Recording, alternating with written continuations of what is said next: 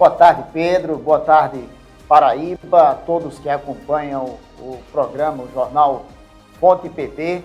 Deixa-me abraçar nesse comecinho só, fazer o registro.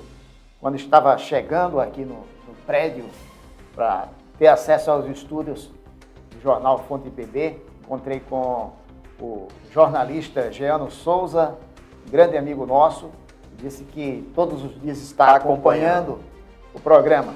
Obrigado, Jeano, pela atenção e um abraço para você e para a família.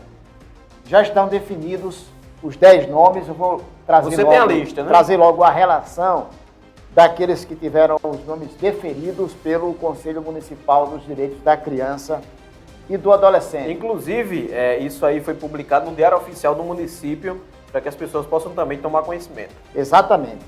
Tudo cumprindo o protocolo.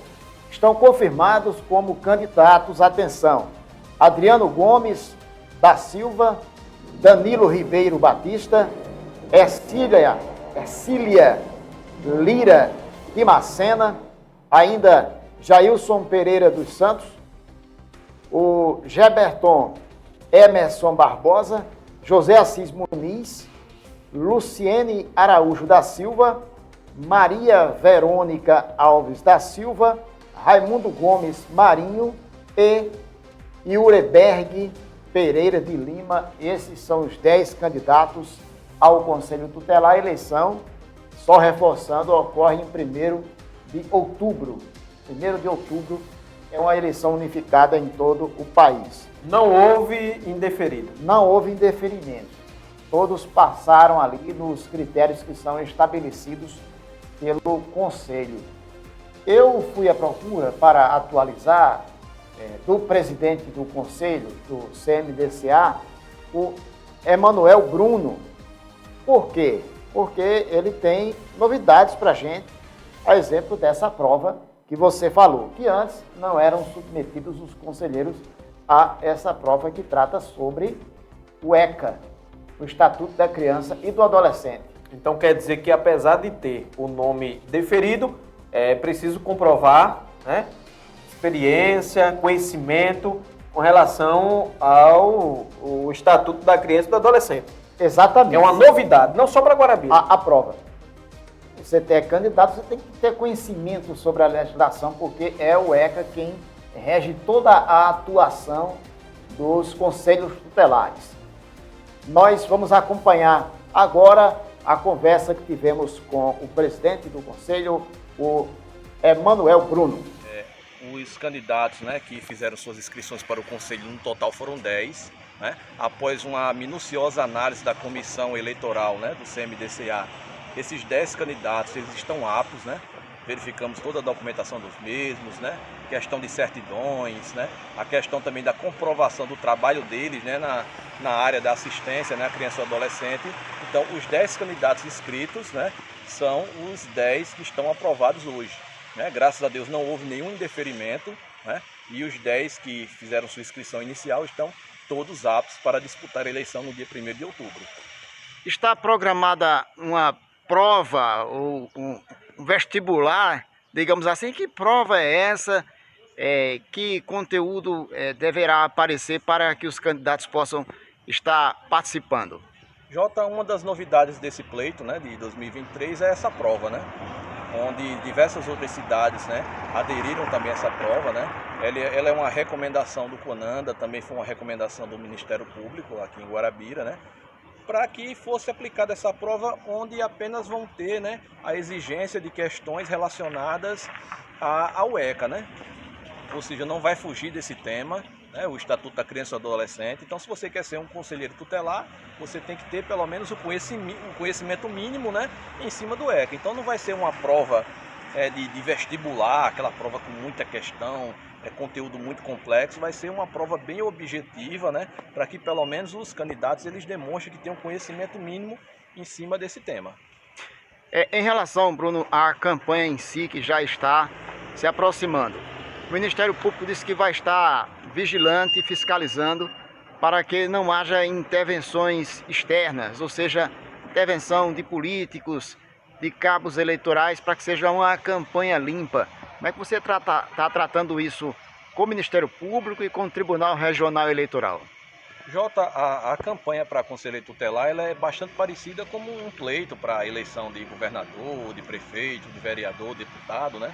Ela segue regras, né, que são bem parecidas, né, com a eleição normal, né? Não é vedado algumas situações, como a gente conhece, que é a compra de voto, né? É a propaganda irregular, como o link patrocinado em redes sociais, né?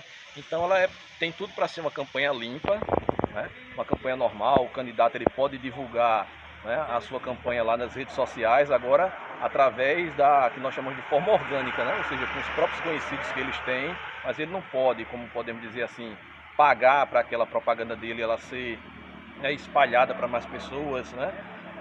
Os veículos de comunicação eles nos ajudam bastante nessa campanha, onde fazem entrevistas, né, debates, só que isso aí tem que ser de forma igualitária. Então, se for convidado um candidato, os outros 9 também tem que ser. Então tem que ser uma campanha que tem que ser para os 10. Eu vou contar bastante com o apoio da mídia, né, para que a gente possa propor aí debates, entrevistas e, no geral, a campanha vai ser igual a outra. A novidade que nós temos é que o Ministério Público ele vai estar, digamos assim, mais em cima naquela questão de apoios políticos externos. Por exemplo, a gente sabe que um vereador, um prefeito, um governador, um deputado, ele tem sua preferência, ele vai votar também para conselheiro. Ele diz, isso aqui é meu candidato, só que ele não pode chegar lá numa rede social ou em um evento qualquer e dizer, esse aqui é meu candidato, vote nessa pessoa aqui para conselho tutelar. Então isso aí vai ser, né, vetado, isso aí não pode. Ele pode ter seu candidato, mas ele não pode estar divulgando esse candidato em nenhuma rede social ou nem em nenhum evento. Isso aí seria a novidade desse pleito em termos de campanha. Já estão definidos a questão dos locais de votação, número de urnas, esta é a questão de logística? Jota, essa é uma parte que sempre nos preocupa na questão do pleito, né? Eu realmente estou bastante ainda preocupado porque eu ainda não tenho essa informação, né? Esse pleito agora o TRE está demorando um pouco para fazer essas definições, né? Eu já fiz um contato na semana passada com o presidente do DCE, né? Do CMDCE, né? Que é o Conselho Municipal Estadual do Direito da Criança e do Adolescente. O mesmo informou que também está aguardando, né, uma reunião com o TRE para definir essa logística do número de urnas para a cidade de Guarabira. Eu espero que esse número de urnas ele aumente, né, para que facilite, mas principalmente que o software seja alterado para que a gente possa ter uma divisão por sessões eleitorais. Se houver uma divisão por sessão eleitoral, mesmo que a gente tenha só 10 urnas, como foi no último pleito, vai ficar bem mais fácil, que a gente pode pegar os eleitores das sessões da zona rural e concentrar em um determinado local, um determinado colégio eleitoral. O pessoal que vota lá no Bairro Novo, a gente pode colocar lá Bairro Novo e áreas próximas, Primavera, ou seja, se essa divisão ela vier por sessão eleitoral, vai facilitar e a eleição vai ser mil maravilhas, vai sair tudo 100%, que é o que a gente espera. Pois é, essa foi a conversa que nós tivemos com o presidente do Conselho e vamos esperar e ficar aguardando essas movimentações para a eleição do Conselho Tutelar, que é uma eleição importante. Muito bem, aguardar essa prova, né, e o resultado dela. Né, Jota? Acredito que não vai ser reprovado também, né, até porque o número foi bem reduzido. E ficou a conta certa, né? 10 candidatos, ou seja, 5 titulares e 5 suplentes. Precisa. Não precisa brigar para nada. Não precisa mexer. Não precisa mexer.